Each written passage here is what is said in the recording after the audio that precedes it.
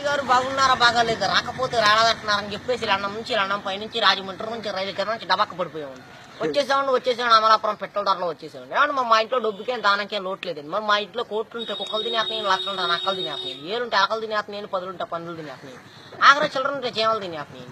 మరి మా ఇంట్లో భోజనాలు పెడతామంటే వంకాయ తింటే వంగిపోతున్నారని, బేకాయ తింటే బీసిపోతున్నారని, చిక్కుడే కూర తింటే చిక్కుపోతున్నారని, ములక్కాయ తింటే ముదిరిపోతున్నారని, గోంగూర తింటే గోక్కున్నారని, పొట్లకాయ తింటే పొట్టొస్తుందని చెప్పేసి లడాసారి లడాపప్పు ఎండ్రేసి కిసనాలు పోసి పెట్టేవాళ్ళు. మరి తిన్నాక బాగానే ఉన్నారని ముగ్గురేళ్ళు మంతానికి కలుసుకున్నారని.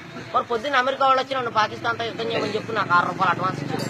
మరి వాళ్ళు ఇచ్చిన 6 రూపాయలు అడ్వాన్స్ తీసుకుని జీడికినంత జీబ్ వేసుకొని తూటుకారంత తుపాకి తీసుకొని బయలుదేరేదండి. మరి జీడికినంత జీబులో డీజిల్ అయిపోయిందని చెప్పి జీబు వెళ్ళిపోయి చెరువులో పడిపోయిందని నేను వచ్చి ఇక్కడ పడిపోయానండి. మరి మాకు ఇచ్చే మామూలు మాకు ఇచ్చేస్తే పాకిస్తాన్తో యుద్ధాన్ని బయలుదేరుతాను.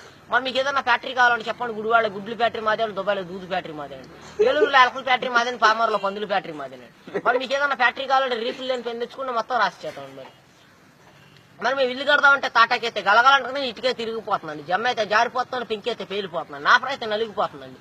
మరి అందుకని చెప్పి మా ఆఫీసులో భలే కలపలు కనిపెట్టారండి. ఏమేమి కలపాలంటే బొబ్బాస్ కలపండి, జిల్లేడు కలపండి, ఉరిగడ్డి వాసాలండి, దొంగ దోలాలండి, చీపురు పుల్ల కిటికీలండి, పైన కోడిపీట ఆపండి.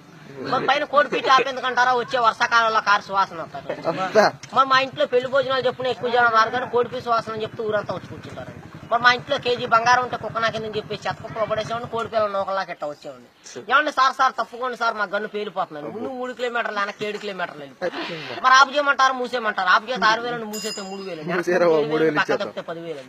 మరి మా గన్నుకు లైసెన్స్ లేదండి, కాలిస్తే కేసు లేదండి. మరి మా గన్నులో ఇప్పుడు బుల్లెట్లు పెడితే అర్ధరాత్రి 12 గంటల పేలిపోయింది.